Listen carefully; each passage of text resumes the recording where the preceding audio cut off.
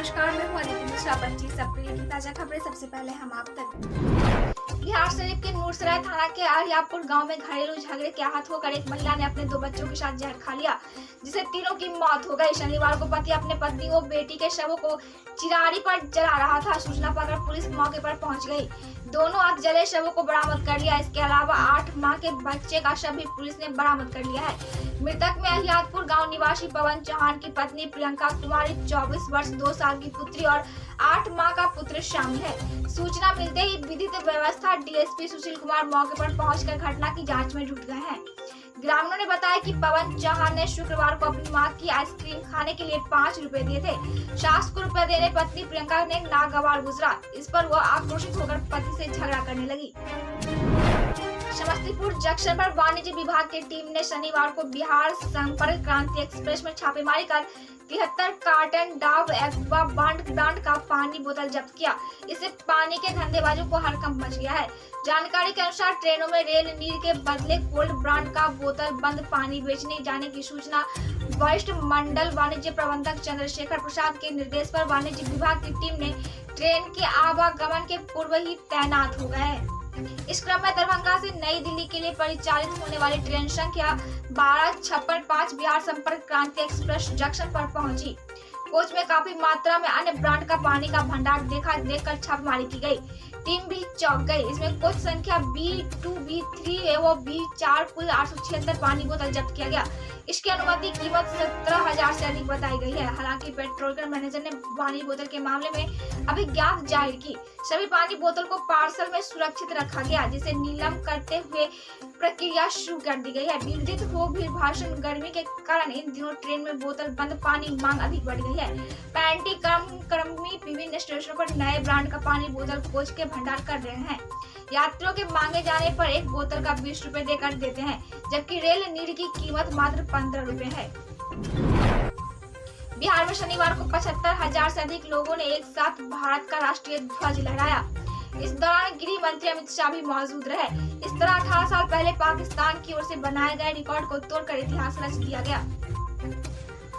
तिरंगा लहराए जाने का यह रिकॉर्ड जगदीशपुर के तत्कालीन राज्य व 1857 के प्रथम स्वाधीनता संग्राम के नायकों में से एक वीर कुंवर सिंह की स्मृति के आयोजित एक कार्यक्रम में बनाया गया। राष्ट्रीय गीत वंदे मातरम के साथ पूरे 5 मिनट तक तिरंगा लहराया गया। इस दौरान शाह के साथ केंद्रीय मंत्री आर.के. सिंह और नित्यानंद राय, उप मुख्यमंत्री तारकिशोर प्रसाद और रेणु देवी तथा उनके पूर्व पति सुशील कुमार मोदी समेत बिहार कोरोना मामले बीते 24 घंटे में 2,593 नए केस, एक्टिव मरीजों की संख्या 15,000 के पार। भारत में रविवार 24 अप्रैल को कोरोना वायरस के मामले बीते दिन की तुलना फिर से बढ़े हैं। केंद्रीय स्वास्थ्य मंत्रालय के आंकड़ों के मुताबिक रविवार 24 अप्रैल को देश में कोरोना वायरस के 2,593 केस दर्ज किए गए। देश में एक्टिव केसों की संख्या 15,873 है, जो कुल कोरोना मामलों के 0.04% है। शनिवार को कुल 2,527 नए कोरोना वायरस संक्रमित सामने आए हैं और 44 की मौत हुई है। कोरोना से अब तक 5,22,000 से अधिक लोगों की जान चली जा चुकी है।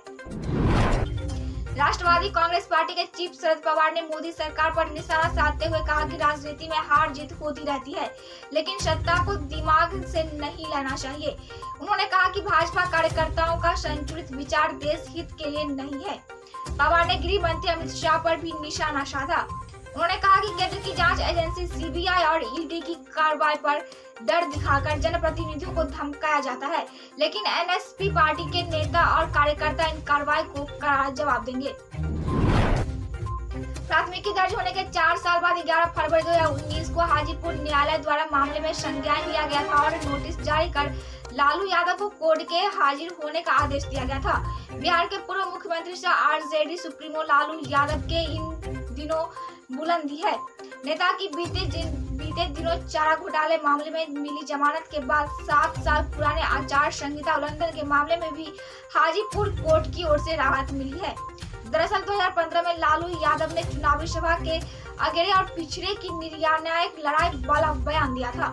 इस मामले में चुनाव आयोग ने समाज में नफरत व घृणा फैलाने और चुनाव आचार संहिता उल्लंघन के आरोप में उनके खिलाफ प्राथमिकी दर्ज कराने का आदेश दिया था। हनुमान नगर बिशनपुर थाना क्षेत्र के रुपौली घाट के पास रविवार की दोपहर बागमती नदी में उपलाता एक युवक का शव मिला। फिलहाल सबकी शिनाख्त नहीं हो पाई है। स्थानीय लोगों ने इसकी सूचना बिशनपुर थाने की पुलिस को दी। शव करीब 35 वर्षीय युवक का है, जो काले रंग का फुल पैंट और हरे रंग का शर्ट पहने हुए हैं। उसके दाएं हाथ में लाल तथा काले रंग का कलवा बंधा है। घटना की सूचना पर पहुंची पुलिस ने शव को कब्जे में लेकर पोस्टमार्टम के लिए डीएमसीएच भेज दिया। वहां शव को शिनाख्त के लिए 72 घंटे तक शीतगृह में रखा गया। शव को नदी से बाहर निकालते ही उसके मुंह से खून निकलने लगा। इससे अनुमान लगाया जा रहा है कि उसकी कहीं हत्या कर शव को नदी में फेंक दिया गया था। बाबूगढ़ी तिरुत्ता मेन रोड पर बलान नदी के नवटोली घाट पर 1.5 दशक बाद आरसीसी पुल बनने लगा है। ग्रामीण कार्य विभाग ने नाबार्ड से आरसीसी पुल का निर्माण हो रहा है।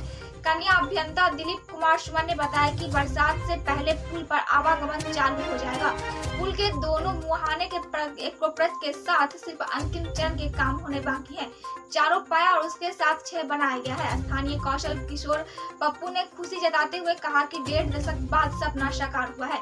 लोगों को बाढ़ के दिनों में आने जाने के लिए कोई परेशानी नहीं होगी। दरअसल पूर्व पंचायती राज विभाग के मंत्री कपिल देव कामत ने यहाँ के पुल की आधारशिला रखी। इसमें पहले 1998 के दौरान पूर्व सांसद देवेंद्र प्रसाद यादव के सांसद फंड से यहाँ लोह पुल का निर्माण किया गया, लेकिन बाढ़ का प्रभाव पहले भी काफी बढ़ गया। बाढ़ के दिनों में पुल से होकर पानी का प्रभाव होने लगा था।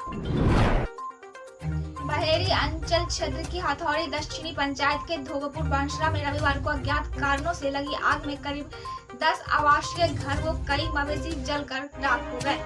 इसमें लाखों की क्षति हो गई है। अग्निशमन विभाग की 2 बड़ी व 2 छोटी गाड़ियां सहित आसपास के गांव के लोगों के प्रयास से आग पर काबू पाया गया। मौके पर पहुंचे बीडीओ गंगा सागर सिंह ने पीड़ित परिवारों के प्रति संवेदना जताते हुए संबंधित अधिकारियों को कई दिशा निर्देश दिए। राजस्व अधिकारी शम्मी कुमार व राजस्व कर्मचारी जटाशंकर झा क्षति का आकलन करने में जुटे हुए हैं।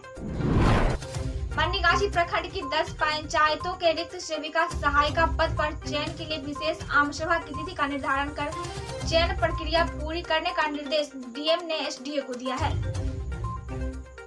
इन रिक्त पदों में उजान के वार्ड 3 की केंद्र संख्या 203 के लिए सेविका तथा सहायिका पद का चयन भी आम सभा 26 अप्रैल एवं 8 वर्ग के केंद्र संख्या 205 के लिए आम सभा 27 अप्रैल को होगी।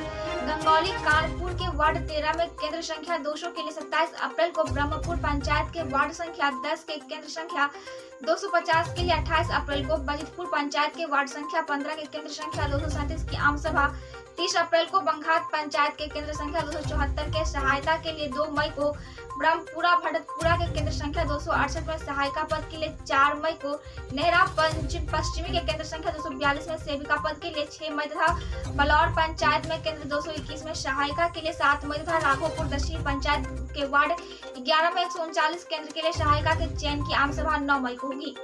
बताया जाता है कि प्रखंड की विभिन्न पंचायतों के इन पदों के लिए वर्ष 2019 में पोषक क्षेत्रों से प्राप्त आवेदनों के आधार पर मेगा सूची बनाई गई थी।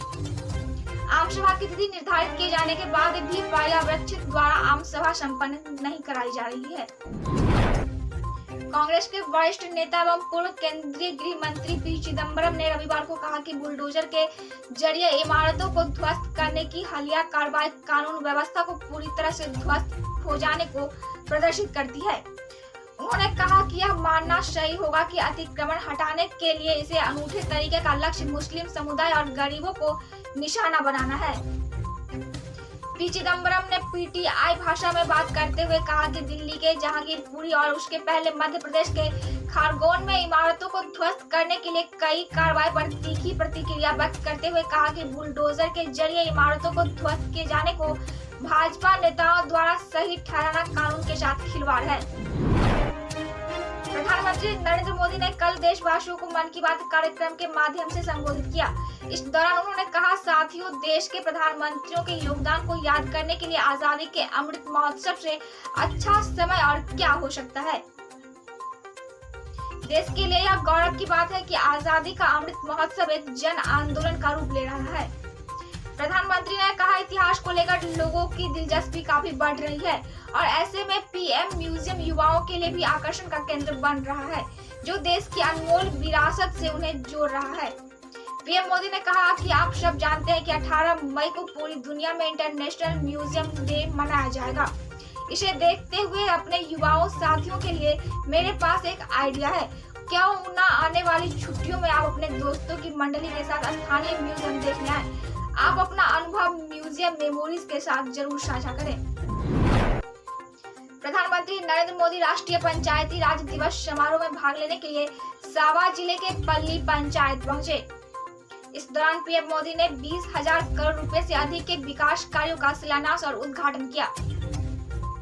लेफ्टिनेंट गवर्नर मनोज सिन्हा ने प्रधानमंत्री मोदी की बधाई दी।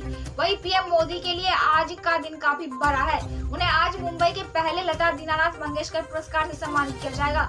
बंद्रा थाने के बाहर शिवसेना कार्यकर्ताओं द्वारा भाजपा के क्रिटिक समैया पर कथित हमले पर महाराष्ट्र के गृह मंत्री की प्रतिक्रिया आई है। उन्होंने कहा कि यह सच है कि पथराव हुआ था। इसके पीछे कौन है, इसकी जांच। नियुक्ति के बाद से वेतन का इंतजार कर रहे 42,000 शिक्षकों के लिए अच्छी खबर है। सरकार ने नव चयनित शिक्षकों के वेतन भुगतान को लेकर आदेश जारी कर दिया है। प्राथमिकी शिक्षा निदेशक रवि प्रकाश ने सभी जिला शिक्षा पदाधिकारियों और जिला कार्यक्रम पदाधिकारियों को शिक्षा नियोजन 2019-20 के चयनित अभ्यर्थियों के वेतन भुगतान के संबंध में पत्र जारी किया है। हालांकि वेतन उन शिक्षकों को ही दिया जाएगा जिनके प्रमाण पत्रों का सत्यापन किया जा चुका है। शिक्षा विभाग ने फरवरी में लगभग 41,000 शिक्षकों का चयन किया था। सभी प्रमाण पत्रों के सत्यापन की प्रक्रिया लगभग पूरी की जा चुकी है। वहीं 18 अप्रैल को करीब 900 शिक्षकों के नियुक्ति पत्र दिया गया। इन शिक्षकों को कार्यभार ग्रहण करने के लिए 30 दिनों का समय दिया गया है। सरकार ने नव चयनित शिक्षकों के वेतन देने की अनुमति दी है। बताया जा रहा है कि कई प्रकार की प्रक्रिया पूरी होनी है, जिसके कारण भुगतान में 15 दिन से 1 महीने तक का समय लग सकता है। एक नए नव चयनित शिक्षक ने पहचान छिपाने की शर्त पर कहा है कि सरकार ने उन शिक्षकों को ही वेतन देने का निर्देश दिया है जिनके प्रमाण पत्रों का सत्यापन किया गया है। गृह मंत्री अमित शाह इस समय बिहार के दौरे पर हैं। इस दौरान अमित शाह और नीतीश कुमार के बीच मुलाकात भी हुई, जिसके बाद कयास लगाए जा रहे हैं कि अब बीजेपी और जेडीयू की टकराहट खत्म हो सकती है। पिछले कुछ समय में बीजेपी और जेडीयू मुख्यमंत्री पद के लिए चल रही दावेदारी को लेकर दोनों के बीच टकराहट देखी जा रही थी। नीतीश कुमार और अमित शाह की मुलाकात के बाद आरजेडी ने दोनों के बीच सभी चीजें ठीक है, इन खबरों को पूरी तरह से खारिज कर दिया जाता है। आरजेडी के प्रवक्ता शक्ति यादव का कहना है कि बीजेपी और जेडीयू के बीच क्या चल रहा है इससे आरजेडी को कोई भी मतलब नहीं है। इसके बाद उन्होंने कहा कि नीतीश कुमार को पता है कि बीजेपी द्वारा उनके साथ क्या किया जा रहा है, जल्द ही उन्हें एनिमेलेट कर दिया जाएगा। उन्होंने आगे कहा कि नीतीश कुमार का यह कैसा समाजवाद है जो गुजरात के जंगल राज वाले को साथ दे रहा है। कोरोना एक बार फिर से बिहार के लोगों को डराने लगा है। चौथी लहर की आशंका के बीच बक्सर में इसका पहला मरीज मिला है। कोरोना जांच के बाद संक्रमण की पुष्टि होने पर उसे आनंद फानन में पटना लाया गया। इसके बाद उसे NMCH में भर्ती कराया गया, जहां उसका इलाज चल रहा है। कोरोना वायरस से पिछले 2 सालों में बिहार में हजारों मौतें हुई हैं, लाखों लोगों की रोजी रोटी छीन गई है। ऐसे में फिर से उसके दस्तक मात्र की खबर से लोगों को बेचैन कर दिया है। जानकारी के अनुसार बक्सर का जो शख्स कोरोना संक्रमित पाया गया है वह कुछ दिनों पहले ही पटना से ही बक्सर गया था। अब मुझे दीजिए इजाजत, मिलेंगे कल भी नई खबरों के साथ। तब तक आप देखते रहें हम आप।